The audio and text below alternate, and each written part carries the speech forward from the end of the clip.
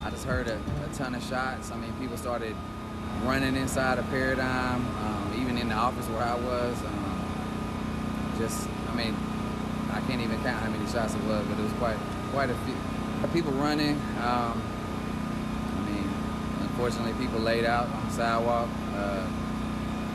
People trying to resuscitate. Breaking first at 5, chaos in Alabama's capital city. 2 people are dead and 12 others are injured after a mass shooting just before midnight last night in Montgomery. Good evening, I'm Megan Scarano. It was a violent weekend across Alabama, from Montgomery to Tuscaloosa to Pelham. We start first with the mass shooting overnight in Montgomery. A 17-year-old boy and a 43-year-old woman are now dead after a shootout between 2 groups. This happened about a mile from Alabama's state capitol. 5 victims have life-threatening injuries. The youngest victim was just 16 years old. Police believe one person was targeted before gunfire was exchanged. Then several other people in the crowd pulled out their guns and started firing shots. The motive is still unclear in this investigation. My personal opinion is this was very, very much preventable because individuals who pulled the trigger are responsible for this. They carried those weapons into this crowd. And at any time, they could have walked away from this or walked away from whatever was happening, but they did not. And a bullet, once fired, does not come back. Police say several weapons have been recovered. Montgomery Mayor Stephen Reed says this kind of violence is unacceptable. Stupid people do stupid stuff that costs people's lives. We're not going to keep doing that. If they're reckless and they're dangerous, they don't need to be on the streets. They need to be somewhere where it doesn't matter what they do, what they think about themselves, because they should not have that impact on others. And so whatever that cost is, so be it. Crime Stoppers Mayor Reed and Montgomery City Council President are now offering a combined $50,000 reward for any information that leads to an arrest. I mean, I was in the office when everything happened, but I just heard a ton of shots. I mean, people started running inside a Paradigm, even in the office where I was. I mean, I can't even count how many shots it was, but it was quite a few people running. I mean, unfortunately, people laid out on the sidewalk. People trying to resuscitate. This is not acceptable. This is not normal.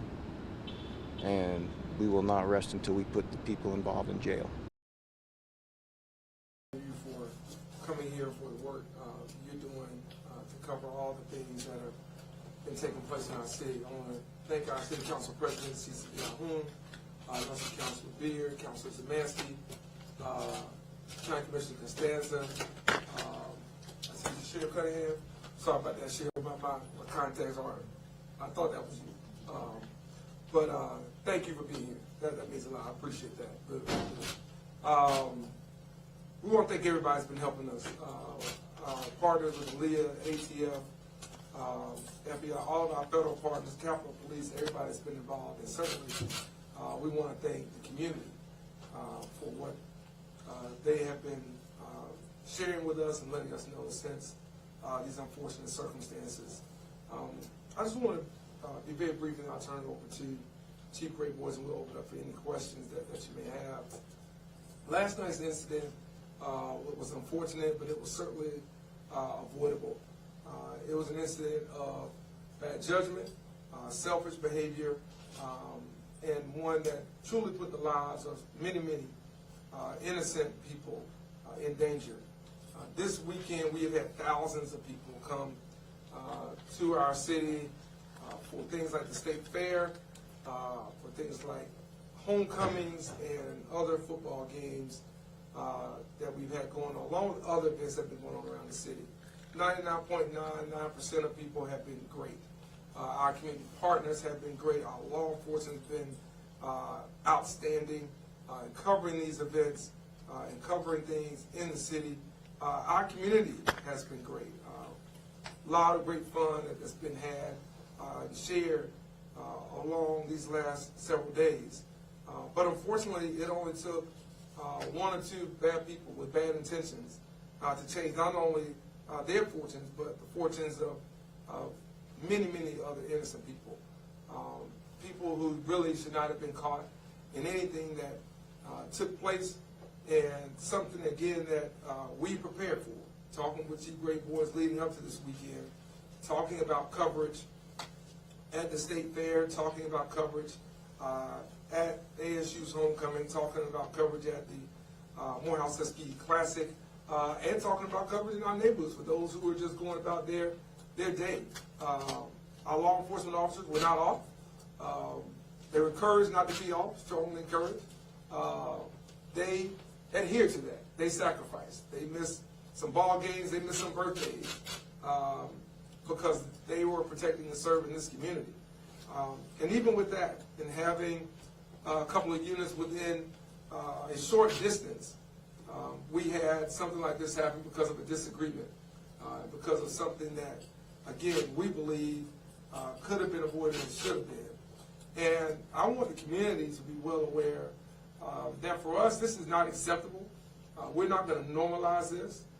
We're going to do whatever we can, not only to arrest those responsible, we're going to do whatever we can to arrest those connected in any way, who knew what may have happened or who knew what could take place. We're not going just to stop with those folks that were pulling the trigger last night. For us, it's a lot deeper than that, because the impact is a lot deeper than that. The impact is beyond those who were physically injured, those who were mentally and emotionally injured, those who are working downtown, those who live downtown, those who do business and own businesses downtown. That's a problem for us. And so, Chief Great Boys and I have been in talks consistently throughout the night about this issue, this incident, and we're going to leverage all the resources and all the partnerships that we have to that. So I want us just to be very clear that this is not going to be accepted here, and we're going to look at every issue that we can. We'll look at every ordinance that we can talk to the city council about. If we find some bad actors there, we're going to talk to them about that and ask for their support, which they've already agreed to give. But we're going to look at everything that we can, because this does not fit Montgomery. This is not who we are. This is not who we have been. When you have all the events going on that we had this weekend, with a lot of celebration, a lot of economic impact, a lot of goodwill and support for charities, Kiwanis Club, so many other organizations that are doing good things, it is just, to me, very problematic that it only took one or two people a few seconds to do something very stupid and very dangerous that cost the lives of two people right now and may impact many, many others moving forward. And with that, I just want to say to the families, we've been praying for you since we heard about this. Our church prayed for the entire community. I know faith leaders who reached out to me all around this community did so as well. We're grateful for those prayers, and we're grateful for the actions as well of innocent people who came to help their neighbor, who came to help people and strangers they didn't even know before this circumstance, before this situation. So we're going to be in touch with those families, and we're going to make sure those families understand how much we grieve with them. And we know that it may not be the same as someone who has lost that person who they were just talking to minutes or hours before and won't have that opportunity again. And for those that are injured and may not necessarily have the same outcome, but who have physical or mental scars that will have to be dealt with moving forward. So we're going to talk to them, and I plan to reach out to them, specifically myself, and we're going to continue to make sure this is a top-line priority, not only for our city, but our community. And I think by looking at the leadership that we have here, again, across the city and across the county, you can tell that this is all hands on deck, and everybody's on one accord to do whatever needs to be done to make sure we bring the criminals to justice swiftly, and that we make sure justice is served severely. To send a message that But this is not going to be accepted in Montgomery now or at any time moving forward. With that, I'll turn over to Chief Grayboy to provide any facts and details, and then I'll come back and I'll take questions, and I'll close it out with some other thoughts that we want to share as well. Chief. Thanks, sir.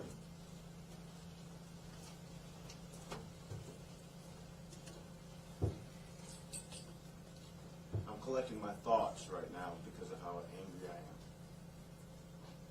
So I'll ask your forbearance as some of that might show through.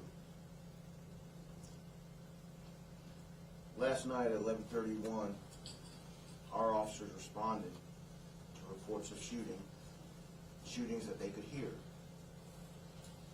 over there at the corner of Bibb and Commerce Streets. As a result of this incident, we now presently have 14 confirmed total victims of this shooting. Of those 14 confirmed victims, 2 are deceased. 2 are no longer with us.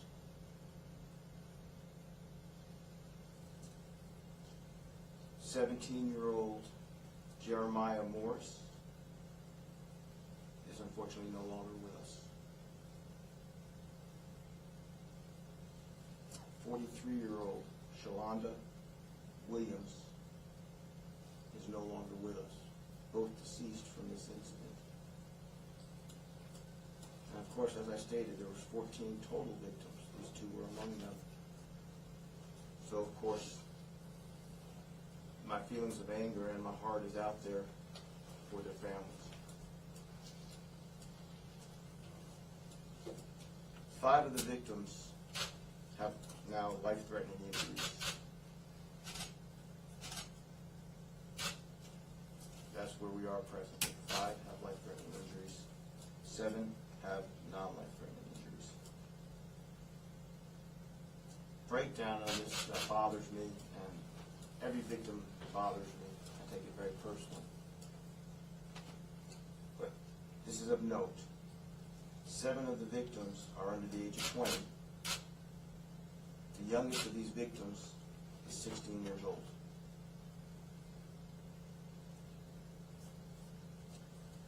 We know there are multiple calibers of ammunition used in this incident. We recovered multiple shell casings from multiple different weapons.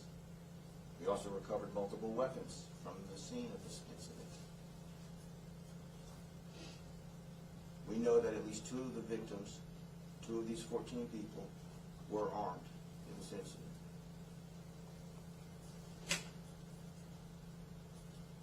This started as a result of an individual, one of these 14, who we believe was targeted,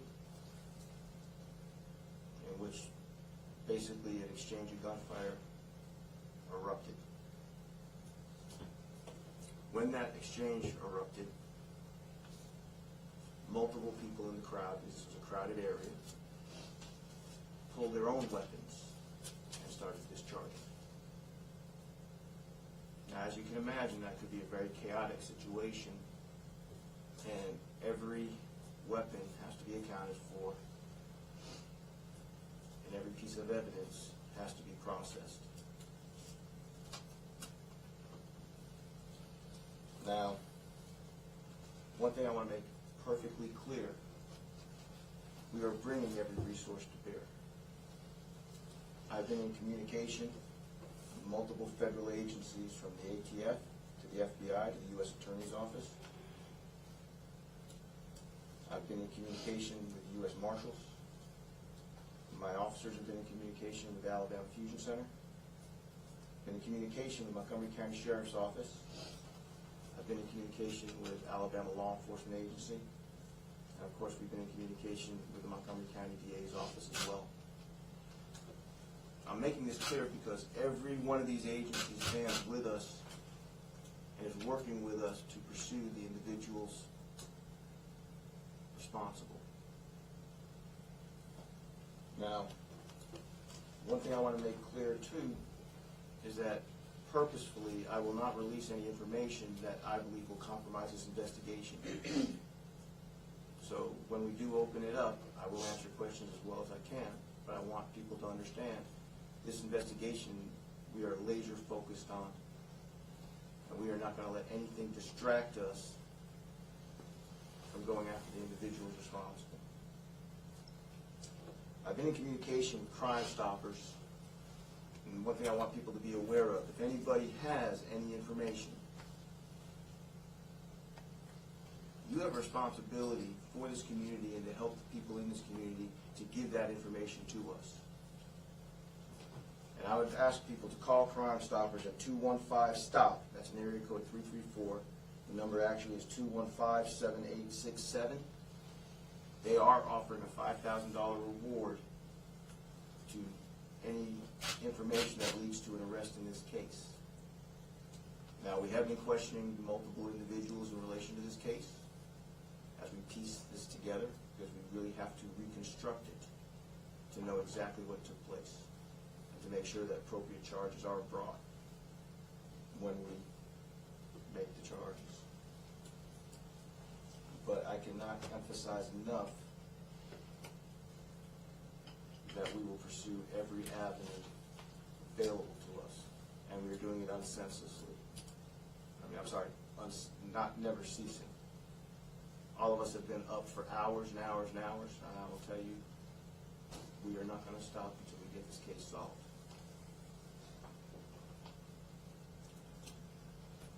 If anybody has any video information or videos they believe that they have taken that will help us in this investigation, I'm going to give you all an email address.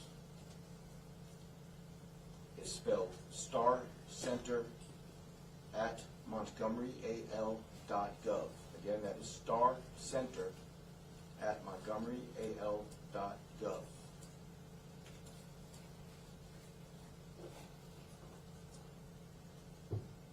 My personal opinion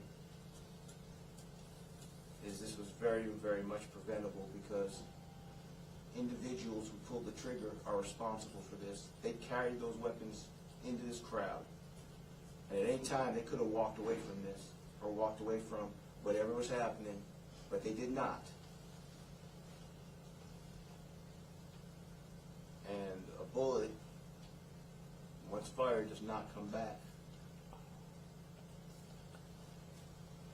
Montgomery's a good town, full of fighters, full of good people. We will not tolerate this. And I'll guarantee you that. Thank you.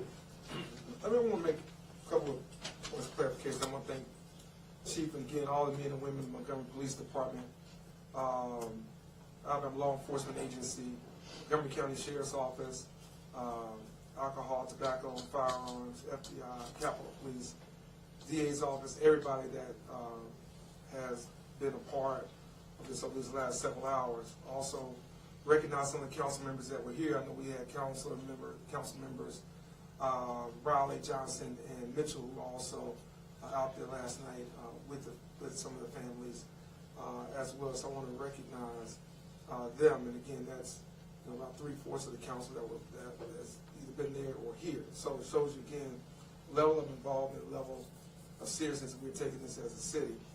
But I do want to make a couple of points of clarification I've seen in some early reporting. This was in no way related to the events that were happening in the city. It was not related to Alabama State University's homecoming. I went to Alabama State University's homecoming. Had an opportunity to meet with community members, leaders, alumni, fans, as well as the president and his staff, and board of trustee leaders. Great event, fantastic for the city, and again, very few problems were had there. This was not connected in any way to the Morehouse Tuskegee Classic. Again, had the opportunity to talk with community leaders, the president, both institutions, corporate leaders, Walmart and others. Great event, great crowd, really, really great feedback, seeing people of all ages come out to witness what has been a big weekend planned in our city for several weeks. So I want to be clear that where this happened was not a sanctioned party or gathering by any of those entities, be it the HBCU Classic Weekend or Alabama State University's homecoming or Morehouse Tuskegee's homecoming whatsoever. That's a local place with a local establishment, and unfortunately most of the victims, as far as we know, were local and unaffiliated with the institutions or those activities that I mentioned. They were not connected to the Alabama State Fair. So, again, a lot of people out there, a lot of preparation, a lot of work, a lot of sacrifice on behalf of dedicated law enforcement professionals. Nothing out of the ordinary there. So I want to stress that, because I think sometimes there's a lot of things out there, in particular on social media, that potentially people try to craft and play detective. We've got great detectives here and throughout who are already on this, and I just want to make sure that's clear so as not to besmirch any of those organizations that were doing so much and have done so much to bring people here to our city. Second thing I want to say is that when you have people who are willing to draw down in a crowded area, that's reckless and dangerous enough. When you have people who are willing to do that with police officers in plain sight within short distance, I'm not sure if those people can be reacclimated to our society. I'm not sure that they can be productive citizens in our society. If you're that determined to try to take someone's life at the expense of others, I'm not sure those are people that we can allow back into our society, because the risk is just too great. And I want to thank again our law enforcement professionals and everybody who helped us identify some suspects, who helped us identify and apprehend some people who were close by, some people who had guns on them. Now, we just have to be determined whether or not those guns were connected to this crime, but certainly had guns on them. And we're going to find others. But when people are that reckless when it comes to human life, that's a problem. And that's a problem that's going to be a lot deeper than what we'll talk about, at least here today. But it's something that I think we have to talk about as a community. We have to have some tough conversations around that. Who wants to be saved and who can be saved? Not everybody wants to be saved. And we have to find out who those people are. And we have to take things in our perspective to be proactive to protect this community. There's too many good people here working hard, doing great things to help this community prosper and move forward, for it to be just set on fire by people who are just committed to destruction and committed to bringing about physical harm regardless of who it comes to, because of their short-sighted emotions and how they deal with conflict and how they deal with disagreements. Conflict and disagreements are as old as mankind. How we deal with them is the only thing that's changed. And so it used to be a time when there was a disagreement, might be a fist fight. I'm born and raised in Montgomery. I've seen plenty of them. And it was that. And now we're in this place where you don't do that because everybody feels like they have to have a gun. Everybody feels like this is a wild, wild west. And so you lose innocent people over something very simple that could be worked out, that even maybe without pushing and shoving, could be de-escalated. And we have what we have now, innocent people who are harmed and many more who are impacted. So I just wanted to mention that. And then finally, I want to say this: $5,000 isn't enough to bring the cowards to justice. I put $20,000 on that, and we're going to make that $25,000. Maybe 50. We had another $25,000 from our city council president, from the council that's here. Thank you. Thank all of you. And this shouldn't be about reward money. You should feel compelled to come forward because innocent people were harmed last night, and most were just in the wrong place at the wrong time. Could have been any one of us. I was just out of town the weekend before. No different. And we got to make sure that, again, we don't accept this. And so I thank our city council for just doing that. But $50,000 is what we're going to be right now. And we want those who know to come forward. Not because you want the money, because you know it's what's right. And you know it's the right thing to do for people who should not have been in this situation, that have been harmed by it. And more importantly, to remove the people who were behind us. And I want to be very, very clear. We're going to see this all the way through. And if there's legislation we need to change, then we'll change legislation. If there are things we need to change in the bail and bonds laws, then we'll change the bail and bonds laws. But we're not going to just sit here and do the same thing over and over and over again. We're not going to do that. That's not fair to the victims. It's not fair to the families. It's not fair to this community. We're just not going to do that. So if we have to tighten things up, if we have to take a different position, then so be it. We'll do that. But dangerous criminals and people who are this reckless with human life don't deserve to be free. They don't deserve to walk our streets.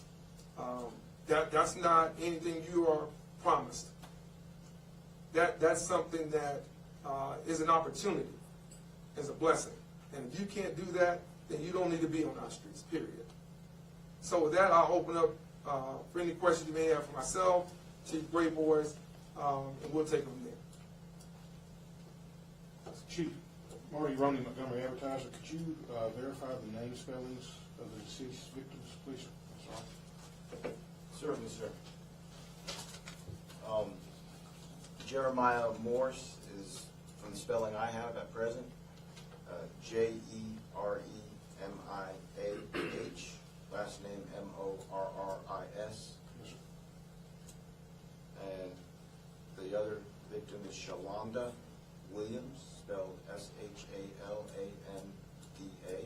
last name Williams. Are they both Montgomery residents? At present, we believe so.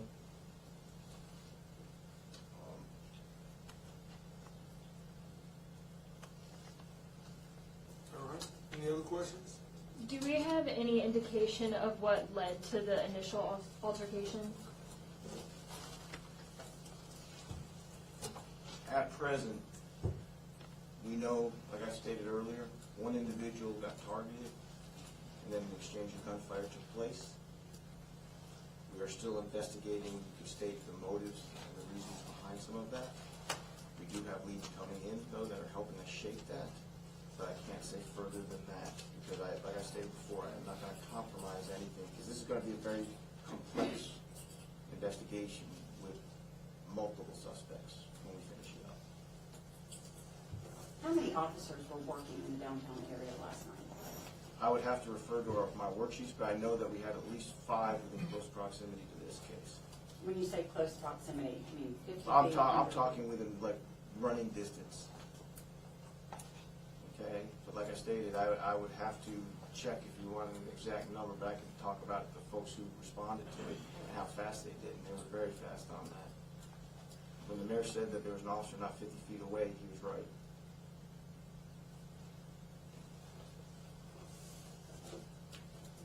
I'm going to ask this question with an apology beforehand, because I know how hard y'all been working and how nerves are raw. But my editor told me to ask it. Does this mean downtown Montgomery is unsafe?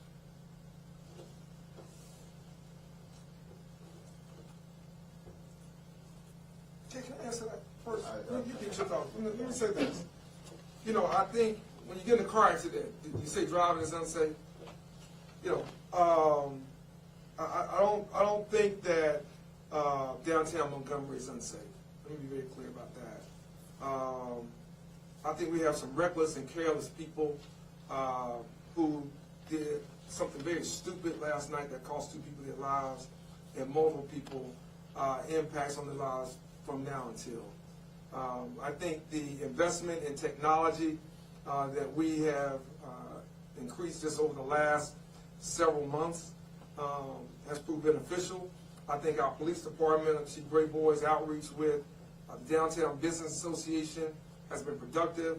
I think our conversations with major stakeholders in that area, whether it's the State Capitol Police, whether it's those that assist with the retirement systems of Alabama's buildings, as well as our entrepreneurs and small business owners. There's been a great, great collaboration, teamwork, and effectiveness there. The fact that we are having discussions right now at our city council about investing hundreds of millions of dollars to further grow downtown through tourism and things that benefit our city overall, I think is an indication that we believe downtown is safe. And again, I'll go back to what I said before. You had thousands of people who were downtown. We had the investiture of Dr. Anthony Lee over at Huntington on Friday. I mean, just a great, I mean, you couldn't really ask to me for a better weekend weather and activity involved to see people from all around coming through our city and coming through these spaces for different reasons at different times. What we had were some individuals who decided that they were going to put innocent lives at risk because of whatever issues or whatever disagreements or whatever conflicts they had. And I don't think it would have mattered if it was on 1600 Pennsylvania Avenue or it was on the steps of the Capitol. I think that was going to happen. And what we have to do is we have to make sure that from our standpoint, we send a strong message, a direct message, that this is not acceptable. And if you do it in our city, you're going to pay a heavy price. And you're going to pay a heavy price, and the public's going to be aware of it. And if it means making sure that there's a public example made of the people that are behind this, so be it. You just heard the city council match what we just said as it relates to this reward. This should not be about that, as I said a second ago. But if that's what it takes to bring these people to justice, if it takes, again, us advocating to our judges, it takes advocating to our legislature about some laws that need to be changed about repeat violent offenders, even if it's just in Montgomery County, then we'll do whatever we have to do. So I don't think that's an indication on downtown. I think it's an indication on the individuals who are responsible for this. This is not about the location. This is about the people involved. And this is about the recklessness and the decisions they made that have impacted many, many other people beyond themselves. And they have to be held accountable for that. And we're going to do everything in our power to make sure they're held accountable to it and to make sure other people understand just what that accountability costs. All right? Because if you take 2 lives here and you impact as many as they have, again, it wouldn't matter if it was around the corner from my house. The same thing should apply. That you ought to have a level of respect and dignity for human life.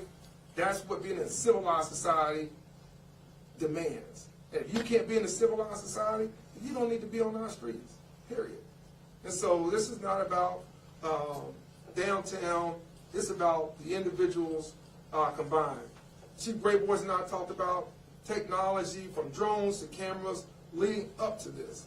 And again, by and large, across the board, our partners in law enforcement, our community has responded very, very well. Couldn't be more proud of how this community embraced everything that was going on here, all at one time. Men and women in Montgomery Police Department, outstanding job. All of our partners in law enforcement, outstanding.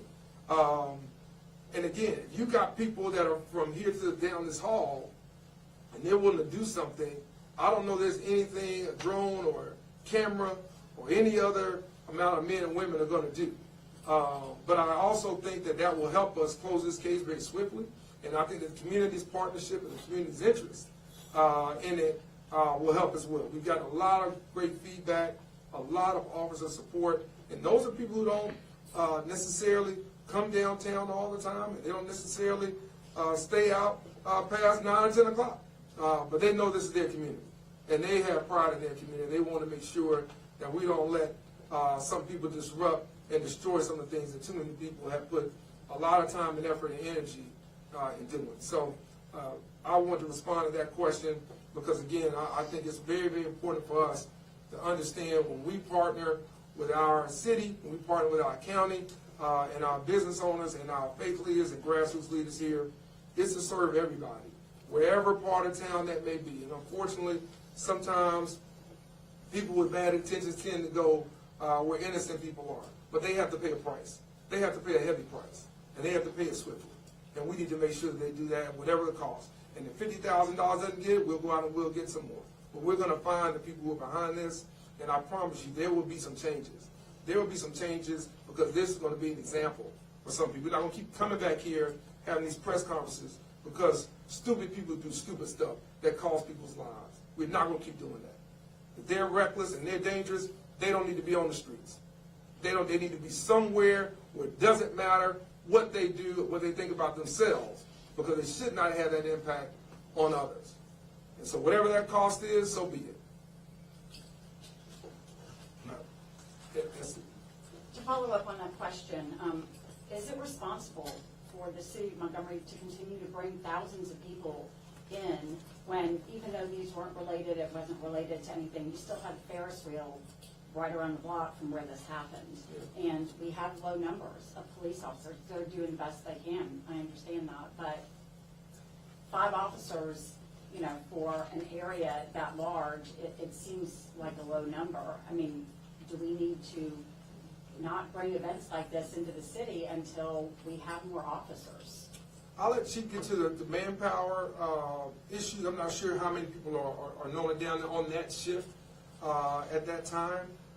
But no, I think the city of Montgomery, we can walk and chew gum at the same time. We're a city that, you know, really has tremendous pride in what we do. And, you know, I didn't get a chance to go out to the fair yet. I was looking forward, I am looking forward to getting out there, but I go out there every year. The thing that I'm always impressed about from the time I was growing up here is what the Kiwanis Club does for so many people, not just in our city, but in our area. And I say that because the fair is a big part of bringing in funds and revenue. And that's a big operation that our police department and sheriff's department and so many folks work hard on year-round. And to have that along with Alabama State University's homecoming, to have that along with, you know, having dignitaries in town for Huntington College's presidential investiture, to have that along with the Morehouse Ski Classic is something that our men and women in law enforcement are trained to do. They are committed to do it. And I think for them and our partners, there's been a great amount of collaboration with our partners in law enforcement and also the community. We've had retired law enforcement officers point out things to me and tell me different things, and it's great. I've had people call and text me who are retired to talk about things they're seeing in their neighborhood, in their community, at an event. So we always have additional eyes and ears when we're doing things like this. And I think when you have the type of working relationship that's not transactional, that really is about working with Capitol Police, our Alabama Law Enforcement Agency, that's also working with our federal partners, because we're in constant contact with them, I think it makes these type of events certainly not only possible moving forward, but I think it encourages us. The fact that, you know, again, I know that the number you mentioned that she brought up before, you know, these are people who, listen, this could have been much worse. These are people who have no regard for how many law enforcement officers we have. They're that type of individual. And I think for us to have the sheriff of our county here, to have our police chief here, again, it shows a collaboration. It shows the working relationship that we have, that doesn't matter about jurisdictional roles. To have our city council, our county commission partners here, it doesn't matter. We all live here. We all want to see this community thrive, whether it's a concert or whether it's a race on the river, whether it's a 5K for charity. It doesn't matter. We want to see those things take place, and I feel very confident and felt confident going in to this weekend that we were more than prepared and that we were ready to handle just about anything that would come up. And Chief and I probably talked several times throughout the week, several times on Friday, and then a couple more times even yesterday, about just kind of where things were. And I want to say this. The act of one or two individuals, kind of back to your point, doesn't cloud the entire community. Community has been great. Community has been helpful, has been outgoing, very, very supportive across this city. And we commend them for that, and they have responded. You've gotten some of the messages I've gotten to not approving and not liking what's happening, not going to settle for that as well. They're as angry as we are. And I appreciate that because they understand what we're doing in this city and in this region, and they understand what so many folks around the walls and those that are here in our community do to try to bring events to downtown, to other parts of Montgomery, so that you can unwind with your family, you can unwind with your friends, you can invite people here. And I want to say this, and I'll let the chief give final remarks on the manpower thing. If what happened here only happened here, I might be concerned. And although I'm concerned about why this happened, I know enough, and I talk to enough mayors around the state and enough mayors around the country to know that we all deal with it. It's our worst nightmare, probably, short of a law enforcement officer or a first responder having something serious happen to them. No one wants to have the term mass shooting affiliated with their community. And we all talk about that consistently, about how you prepare, how you plan, and then how do you respond. And I think the fact that we put so much time, effort, and energy in that not only helped us within 2 hours corral some people who they don't have some ties to this. They have some ties to something bad that happened. I can promise you that. They're not just innocent bystanders.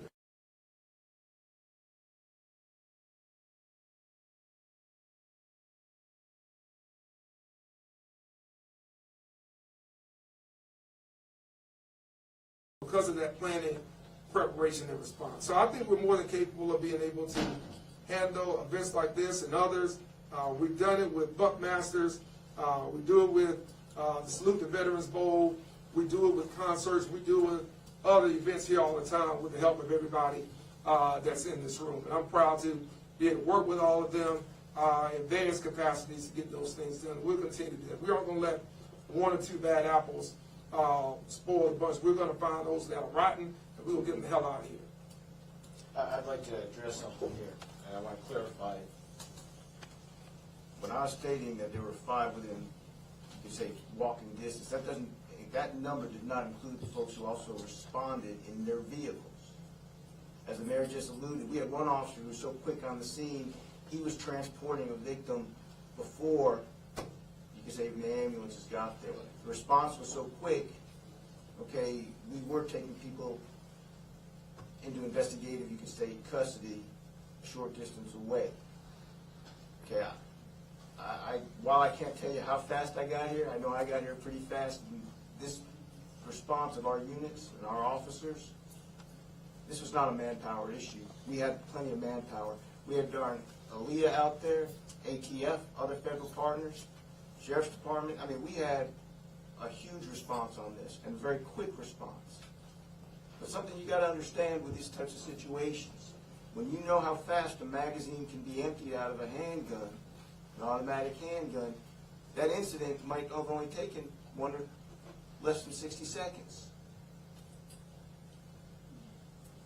So this was an issue, and one thing I think we all have to be aware of, and I think we don't need anybody misinforming the public, this is an issue of the individuals who pull those triggers. They pull those triggers. They hurt those people. That's who's at fault in this, and that's who we're going after. And we can't let, as a community, as a police department, as law enforcement officers, we cannot let anything sway us or distract us from that purpose. Our response on this was very timely, and we brought a lot of force to bear. But when you have these many individuals get shot, and you have this type of crime scene,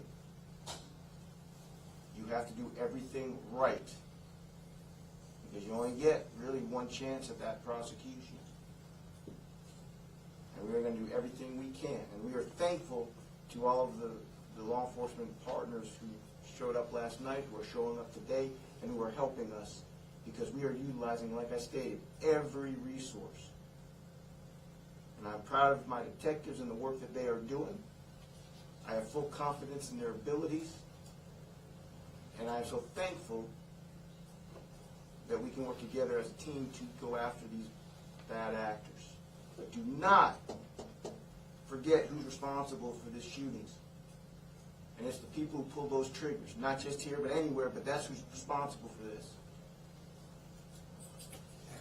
I'm sorry, we're coming. Attorney General Steve Marshall, in commenting about the shooting, he said, I don't know the exact quote, but something about he's concerned about what he called the stubborn refusal of officials in Montgomery to acknowledge there's a serious crime problem here. Mayor, do you have any response to what he said? I don't know that one could look at our record objectively and what we've done with our city council and say that there's a refusal to acknowledge crime as an issue in the city of Montgomery. I don't know a major city in the state, and I work with all the mayors in this state, that would say that crime is not an issue in their city. I think if you look at our budget, if you look at the amount of money that we have put into technology, that we have put into our first responders, that we have put into recruiting and retaining the very best and brightest in law enforcement, the type of people that we bring in, casting wide net, bringing back part-time officers, really acclimated to Chief Greatboard's suggestions about addressing issues around manpower, talking to our sheriff about great ideas he has about cadet programs, getting people in that pipeline early, working with our community violence intervention program, funding the Office of Violence Prevention with the council's approval, working with our nonprofit leaders, faith leaders, grassroots leaders. I don't know how one could really make that statement and see what we have been doing here over the last 6 years. I think it's very easy to sit back while you're watching college football and talk about something you don't know about. If the Attorney General ever wants to talk to me about what we've been doing, I'd be more than happy to sit with him. I'll go to him to tell him exactly what we've been doing. But I don't need anybody lecturing me about crime. I've had a gun pointed in my face, and I'll never forget. I wasn't the mayor then. And these people last night won't ever forget what happened to them. And so, you know, I don't need that type of sideline commentary from the state's top law enforcement official. I need solutions. If he's willing to offer some solutions around bail and bond reform, I'm open. We've been talking about that for several years. He's willing to offer some solutions around issues around permitless carry, I'm open. We've been talking about that for several years. So, you know, we've done more than our part. We have engaged community partners that has helped us lower crime in this city. You know, over 26, 27%. And we want that number to be 100%. We're not complacent with that. We're not stubborn to the facts that people handle disagreements very poorly, which resulted in why we're here today. But to say that there's been a refusal is just a lack of awareness, lack of information or education. But I'd be more than happy to talk with him or his staff about what we've been doing and to talk about ways that we can collaborate, not only to make Montgomery safer, but to make the state of Alabama safer. Come right here. I'm sorry. Yes, ma'am. We spoke about the police force's new drones at a press conference recently, and we saw them up in the air last night. How are they assisting specifically in this case? Drones can be utilized so many ways, not only just for visualizing or chasing suspects if you're in a hot pursuit. They can also be utilized to map areas, and when you map areas, it helps you better locate evidence. As I stated before, we are in the process of reconstructing everything, because that is what's going to lead us to a successful prosecution. So drones are utilized in so many different ways that we were really glad to be utilizing them last night. In fact, the ones you saw were being utilized by our allies at Aaliyah, because they had specialized things that they could do with us. So that's what I'm saying. We are working hand in hand with all of the other law enforcement agencies. So we are definitely going to utilize every resource we have on this. So thank you for your question. Are you able to share what types of weapons were used? I know you said there were many. While I can't give you the specifics on that, I will state that the weapons all had magazine capacities. Some of them had very high capacities. When we are better able to release information that won't compromise the case, then I'll be more than happy to revisit that question. You were talking about the preparations beforehand and that you really tried to plan out. You knew there were a lot of people coming in the city. Can you go into that in a little bit more detail? I mean, were the officers required to, work instead of being off, or was there overtime? Did the sheriff's department come in and help in certain areas? What did that look like, the prevention? I mean, you had multiple officers working, and of course, some are on duty full-time, some were working overtime. And you deploy them in the best manner you can to try to respond to various issues. Now, without trying to pull out any type of manuals, I will tell you that we had multiple officers, not only downtown, but we had multiple officers at the fair, and we also had multiple officers at the Crampton Bowl for the events we had going there. But we had enough officers to work. And that's part of police work. That's what we do. We are here to protect people. And so when we have events, we're going to make sure that we have the officers we need. We use both on duty, off duty. And at the same time, we're also making sure that we have officers who are out roaming the streets to answer calls and do all of those. So when we were responding with folks who were working downtown, that's on top of the officers who just regularly patrol that area. So we had multiple officers to respond to that. And like I stated, our law enforcement colleagues were also responding to assist us in this particular incident. Can you just give us the current homicide number, too? Current homicide after last night is at 52 for this year. And how many death investigations?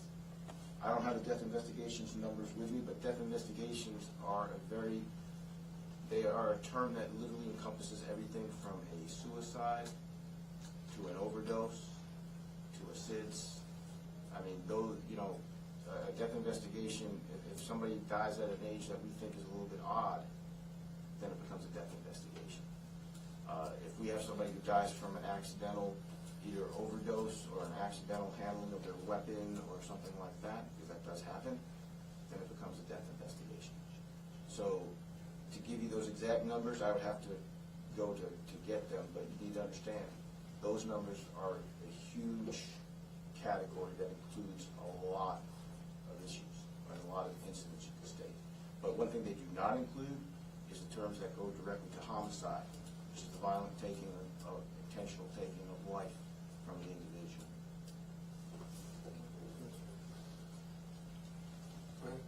Are there any mental health resources you can recommend for those who may be affected by this incident? Yeah, I'm glad you asked that question. The Office of Violence Prevention will be having a trauma center set up at Sheridan Heights, North Montgomery Community Center from 1 to 3. That's in Counselor Marche Johnson's district in North Montgomery. And upon talking to them, we also talked about extending and funding the trauma support that will be needed beyond that. So the Office of Violence Prevention will have that today from 1 to 4 in Sheridan Heights for those impacted by this. But we will be extending funding for mental health professionals to assist in this very role. And that includes obviously people who were directly impacted, but those who may have been indirectly impacted, and our men and women in uniform as well. Chief, I didn't realize we got individuals that we were questioning. Do you have any suspect descriptions you can give out? At present, we're not giving out a suspect description because We are basically dealing with everything we have here. We are going over multiple videos. We are going over a whole bunch of information right now that we're collating and working with our partners. And that at present is all I'm going to say, because like I stated, we are not going to compromise this investigation. I know you said multiple people pull weapons. Can you say how many of the people who were, the 14 who were shot, were bystanders? I'm not going to break that down yet, because as we review all of our evidence and as we review all the video, now just so you have an idea, I mean, the amount of video camera coverage downtown is immense. And we are pulling all of that, and we're going over with a fine-tooth comb. And that's just one portion of the video that we're going over. If you noticed earlier, I gave out the address of Star Center at montgomeryal.gov, because we are also getting video footage from various individuals who were out there last night. We're also basically working with our partners to scour the internet for people who've posted and put things on there. So I mean, there's all sorts of things that we are doing, and there's a lot of information that we are having to collate. When you have an event with 14 total casualties like this, you have a lot of information to go over, and sometimes it takes a lot of effort, manpower, and sometimes time to get it all put together so you can make the proper charges against the proper people. You say casualties, victims, right? Yes, it's 14 victims. Yes, and I think this is going to be our last two that we'll wrap up. I think I saw your hand. Yes, I just didn't know if this point number though. So nationally, there have been cities where the president has wanted to bring the National Guard in. Is this a case? Do you feel like that this would be warranted because of the situations that keep coming up in the city? Well, I don't think we've had situations that keep coming up in the city. Again, I said our crime is down across the board. When you look at our overall numbers, we want to continue to see the homicide number reduced. That's the one that the chief and I probably go back and forth on day in and day out.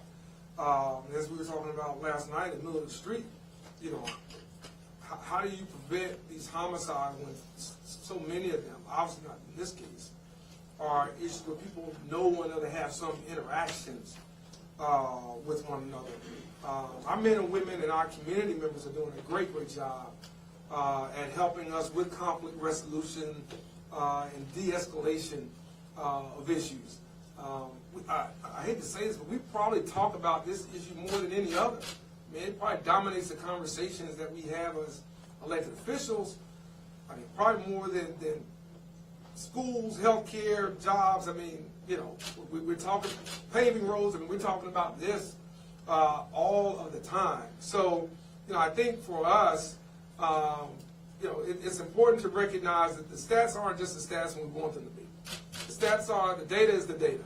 And the data says that our numbers are going down, our non-fatal shootings have been going down, our robberies and Part 1 crimes going down. So overall, we've been doing well as a community. I think that's very, very important to clear up. I don't just pick and choose the numbers that I like. I'm an analytical person. I want whatever the numbers say they are, good, bad, and different. But the homicide numbers are troubling because we have not seen, probably since the second quarter, that type of reduction that we've been seeing across the board. But then when you drill down into the circumstances after the arrest, you start getting some of the preliminary evidence, the stories start to change. The stories start to kind of become a little bit clearer and why things happen. Justifiable? No, I don't think a homicide is ever justifiable. But you start to understand a little bit more that overwhelmingly more of these things, most of these things are not random. It's not like somebody trying to, you know, break in your car or whatever to steal your phone. And we've seen those numbers go down. So our men and women in Montgomery Police Department are doing a fantastic job. Again, working along with the sheriff and all of our partners, sheriff's department and all of our partners in doing this. Our citizens are doing a great job with their Ring doorbells and other video that they have from their homes helps us tremendously. People giving us tips in the neighborhood helps us tremendously. And they've been active. Our neighborhood associations, helpful. Really, really across the board. So I think it's important not to conflate the two. As it relates to, conversations about militarizing our streets, I'm firmly against that 100%. That's not the place for our National Guard. We have men and women, who serve in that National Guard, who work with the city, work at the city. That's not the place for it. The place is with local law enforcement who understand what to do and when to do it and how to do it. And we believe that obviously what we've been doing has been working. There's certainly more work to do. That's why we invested more money in this recent budget for increased technology, for other crime initiatives. You saw downtown we had barricades and other things. That's a change. We're adapting to where we are right now. Whether somebody who wants to get on the sidewalk as a lone wolf and drive down the sidewalk and try to kill people there, or if it's somebody who wants to pull a gun in a crowded area, we're adapting and trying to be preventative in what we do. But I don't think the answer to our challenges is a National Guard. I don't think that's the best use of our federal manpower, of those men and women who serve in the National Guard, who we respect a lot and we've worked with quite a bit with the city of Montgomery. I think our law enforcement professionals can handle that, along with our community leaders and other initiatives we have going that are already showing progress in that area. So I think those things are very important to distinguish between what perception may be out there and what narrative some may want to drive versus what the data shows, and then how we deal with things as it relates to making our city safer and making it better for each and every person who lives and works and visits here. I think I saw one other question that I'll let you all get back to. The 12 injured, is it just 12 people with a gunshot wound, or does that also encapsulate the people who were injured, in the chaos that ensued afterwards? The 14 confirmed people who were shot Okay. were shot. Okay.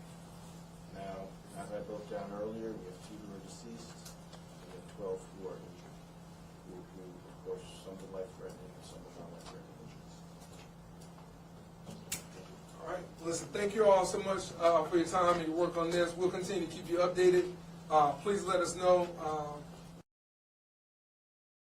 Information Officer and Miguel, our communications director with the City of Montgomery, please don't hesitate to let us know if you have any questions, but we will keep you apprised of this situation.